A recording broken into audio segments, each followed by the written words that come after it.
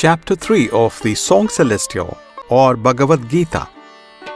Arjuna said, Thou whom all mortals praise, Janardana, if meditation be a nobler thing than action, wherefore then, great Keshava, dost thou impel me to this dreadful fight? Now am I by thy doubtful speech disturbed? Tell me one thing, and tell me certainly, by what road shall I find the better end? Krishna said, I told thee, blameless Lord, there be two paths shown to this world, two schools of wisdom. First, the Sankhyas, which doth save in way of works prescribed by reason. Next, the Yoga, which bids attain by meditation spiritually. Yet these are one. No man shall escape from act by shunning action. Nay, and none shall come by mere announcements unto perfectness. Nay, and no jot of time, at any time, rests any actionless. His nature's law compels him, even unwilling, into act. For thought is act in fancy. He who sits suppressing all the instruments of flesh, yet in his idle art thinking on them, plays the inept and guilty hypocrite. But he who, with strong body serving mind, gives up his mortal powers to worthy work, not seeking gain, Arjuna, such a one is honorable. Do thine allotted task. Work is more excellent than idleness. The body's life proceeds not, lacking work. There is a task of holiness to do, unlike world-binding toil, which bindeth not the faithful soul. Such earthly duty do free from desire, and thou shalt well perform thy heavenly purpose. Spake Prajapati, in the beginning when all men were made, and with mankind the sacrifice, do this, work, sacrifice, increase and multiply with sacrifice. This shall be Kamaduk, your cow of plenty, giving back her milk of all abundance. Worship the gods thereby. The gods shall yield thee grace.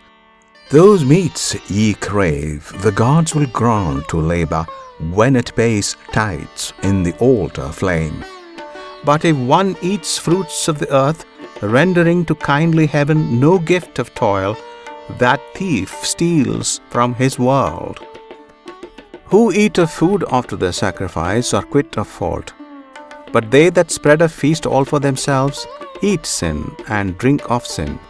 By food the living live, food comes of rain, and rain comes by the pious sacrifice, and sacrifice is paid with tithes of toil.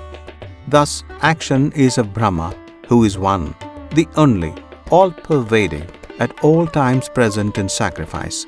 He that abstains to help the rolling wheels of this great world, glutting his idle sense, lives a lost life, shameful and vain, existing for himself, self-concentrated, serving self alone. No part hath he in aught, nothing achieved, naught wrought or unwrought toucheth him, no hope of help, for all the living things of earth depends from him. Therefore, thy task prescribed, with spirit unattached gladly perform. Since in performance of plain duty, man mounts to his highest bliss. By works alone, Janak and ancient saints reached blessedness. Moreover, for the upholding of thy kind action thou shouldest embrace. What the wise chose, the unwise people take. What best men do, the multitude will follow. Look on me, thou son of Pritha. In the three wide worlds I am not bound to any toil. No height awaits to scale, no gift remains to gain. Yet I act here.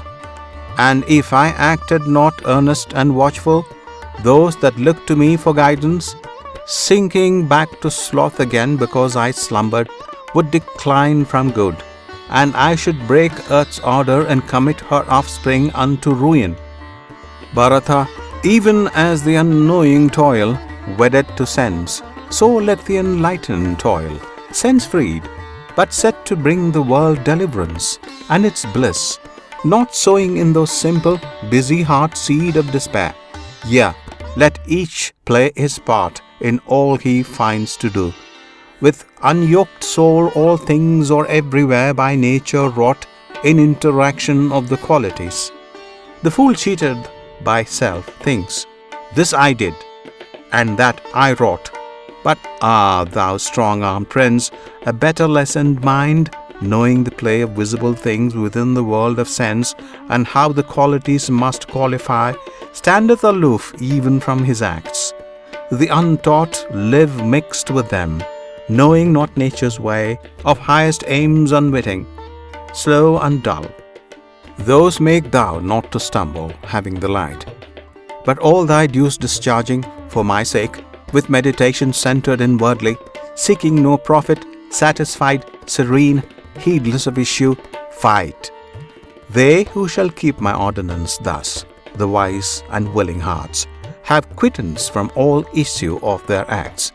But those who disregard my ordinance, thinking they know not, and fall to loss, confused and foolish, soothe the instructed one doth of his kind, following what fits him most, and lower creatures of their kind, in vain contending against the law.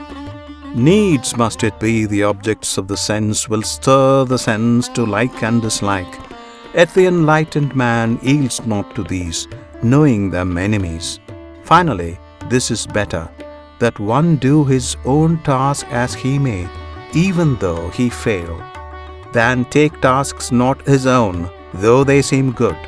To die performing duty is no ill, but who seeks other roads shall wander still. Arjuna said, "Yet tell me, teacher, by what force doth man go to his ill, unwilling, as if one pushed him that evil path?" Krishna said, "Karma it is, passion it is, born of the darknesses, which pusheth him, mighty of appetite, sinful and strong is this, man's enemy. As smoke blots the white fire, as clinging rust mars the bright mirror, as the womb surrounds the babe unborn, so is the world of things, foiled, soiled, enclosed in this desire of flesh. The wise fall, caught in it. The unresting foe it is of wisdom, wearing countless forms, fair but deceitful, subtle as a flame. Sense, mind, and reason, these, O Kunti's son, are booty for it. In its play with these it maddens man, beguiling, blinding him. Therefore, thou noblest child of Bharata, govern thy heart, constrain the entangled sense, resist the false, soft sinfulness which saps knowledge and judgment. Yea, the world is strong, but what discerns it stronger, and the mind strongest, and high over all the ruling soul?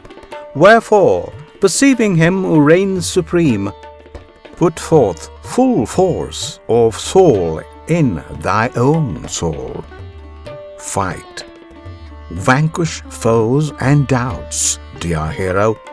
Slay what haunts thee in formed shapes, and would betray. Here endeth Chapter 3 of the Bhagavad Gita, entitled Karma Yoga, or the Book of Virtue in Work.